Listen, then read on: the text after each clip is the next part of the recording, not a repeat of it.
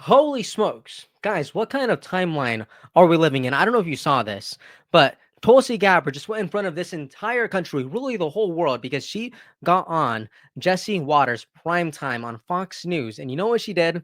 Let me tell you what she did. She called out the deep state. I'm not kidding. She dragged CNN through the mud. And you know what? She held her own agency accountable by firing like 100 employees. And you all know what these employees were doing? They were using an NSA internal chat box room in order to trash talk RFK Jr. They were bad mouthing Tulsi Gabbard. They were bad mouthing a bunch of other conservatives because they held a different opinion than them. And they were having highly inappropriate and intimate conversations using this NSA platform. This is ridiculous. Like, those conversations have no place in the government, let alone actually using government resources in order to engage with them. That is insane.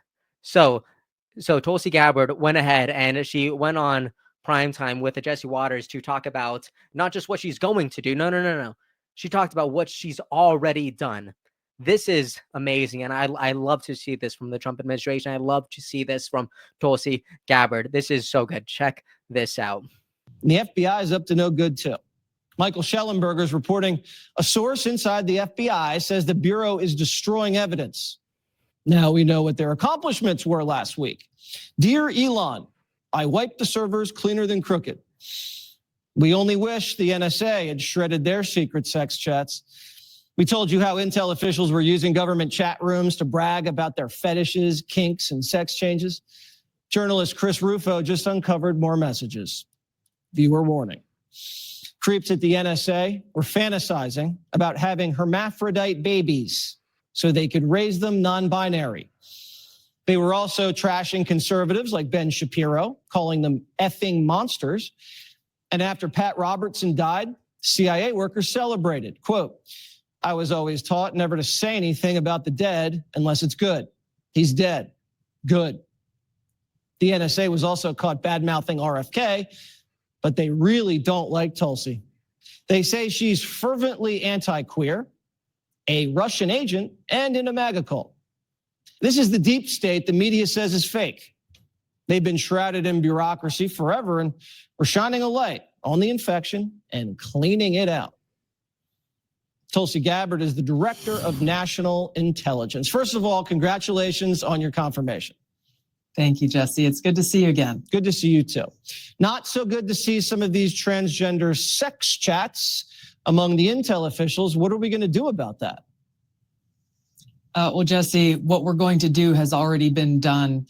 There are over 100 people from across the intelligence community that contributed to and participated in this, what is really just an egregious violation of trust, what to speak of like basic rules and standards around professionalism. I put out a directive today that they all will be terminated and their security clearances will be revoked. But the thing here, Jesse, is like we got to take a step back because this is just barely scratching the surface. When you see what these people were saying, and thanks to Chris Rufo for putting it all out online, they were brazen in using an NSA platform intended for professional use to conduct this kind of really horrific behavior. And they were brazen in doing this because when was the last time anyone was really held accountable? Certainly not over the last 4 years, certainly not over the last 10, maybe 20 years. When we look at some of the biggest violations of the American people's trust in the intelligence community. So today's action in holding these individuals accountable is just the beginning of what we're seeing across the Trump administration, which is carrying out the mandate the American people gave him. Clean house, root out that rot and corruption and weaponization and politicization, so we can start to rebuild that trust in these institutions that are charged with an important mission of serving the American people, ensuring our safety, security, and freedom. Well, there's going to be a lot of house cleaning because now we're hearing CIA agents don't like getting Doge, so they're going to sell state secrets to our enemies. What are we going to do here? I am curious about how they think this is a good tactic to keep their job. They're exposing themselves essentially by making this indirect threat using their propaganda arm through CNN that they've used over and over and over again to reveal their hand, that their loyalty is not at all to America. It is not to the American people or the Constitution. It is to themselves. And these are exactly the kind of people that we need to root out, get rid of, so that the patriots who do work in this area, who are committed to our core mission, can actually focus on that. I got to tell you, one of the byproducts of what I just saw literally today is because of this immediate action of transparency and accountability, I have people within the intelligence community reaching out to me personally and directly saying, hey, you need to know about this. You need to look over here. People are stepping forward because they are all on board with the mission to clean house and refocus on our core mission of serving the American people. I love to hear that, that there's a lot of patriots that want to join you in cleaning house. Can you explain to me what's going on with this mineral deal that's supposedly about to get inked with Zelensky to end this war in Ukraine? Is part of the strategy here, because after the Ukraine war started, it drove Russia and China closer together. Is this peace deal and what we're doing aimed at separating Russia from China? Well, you know, President Trump's, there's a few different things that are happening kind of simultaneously. This minerals deal, I think, is one thing that stands on its own. The broader deal that is still being worked on, that President Trump has made very clear remains his top priority, is ending the war between Russia and Ukraine. Those negotiations are still ongoing. President Trump wants to end the killing. And most importantly, he's looking at each of these deals and negotiations that are underway within the context of what is in the best interest of the American people and our taxpayers, and for the cause of peace. All right. Well, it sounds like you have a lot on your plate, Tulsi Gabbard. So good. Geez, there's so much here that is amazing. For one, I love that she starts off by saying, like, what we're going to do has already been done. Like, I love that her posture isn't like, let me go on TV and really tell people what I'm going to do. It's like, no. Like, let me get the work done first, and then we can go ahead and walk people through this process. I actually think that's amazing. It's the accountability. It's cleaning house. It's rebuilding the trust that the American people need to have in our agencies. This is amazing. Speaking of transparency, I don't know if you guys saw this, but look at this. Secretary Kennedy, all right, RFK Jr. today writes this. Thank you, President Trump, for your steadfast leadership in issuing an executive order that mandates clear, accurate, and actionable healthcare pricing. This executive order will empower patients with the knowledge they need to make informed health decisions. At HHS, we are fulfilling our promise of radical transparency in healthcare.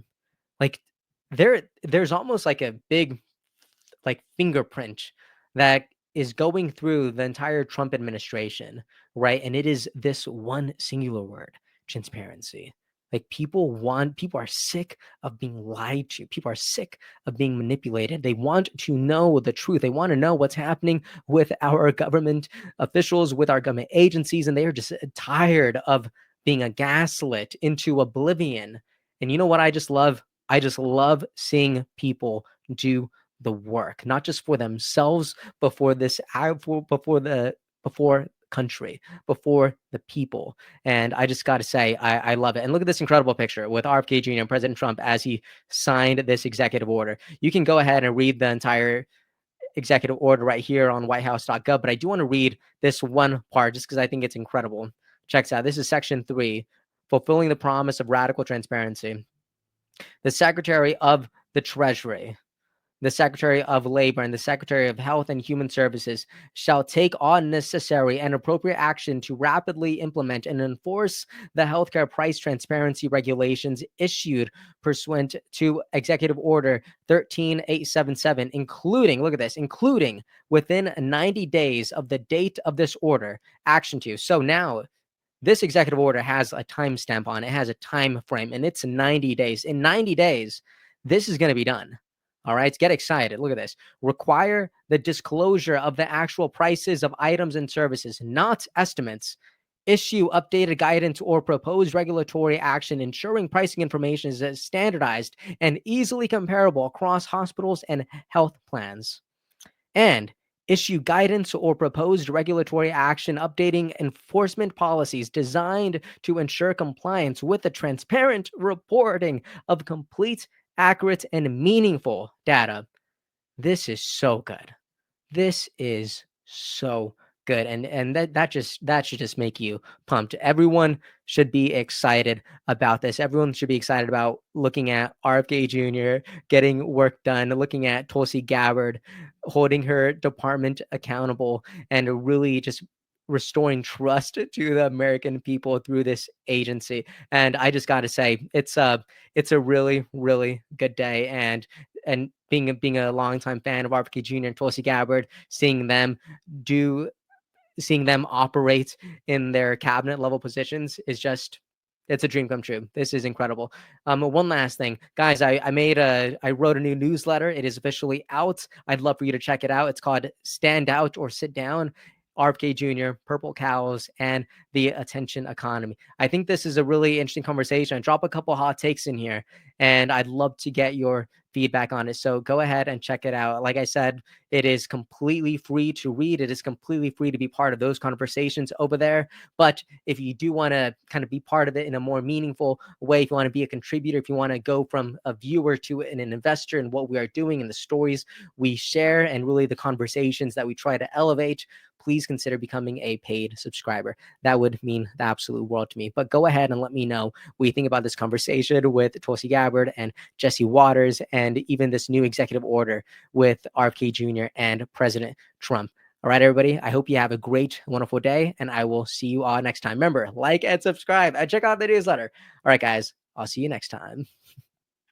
Episode's over already? Geez, that was fast. Well, they say beautiful things do not last forever, but feel free to watch and listen to another one of these episodes if you're interested in those conversations as well. Also, this next part is huge. Make sure to obliterate that like and subscribe button and turn on the notification bell so you never skip a beat. I also have a newsletter where we dive into the news, politics, and ideas that shape our future. If you're interested in signing up, I'd really appreciate that. Anyways, that's the end of this episode. Thank you so much for watching and listening, and I'll see you next time.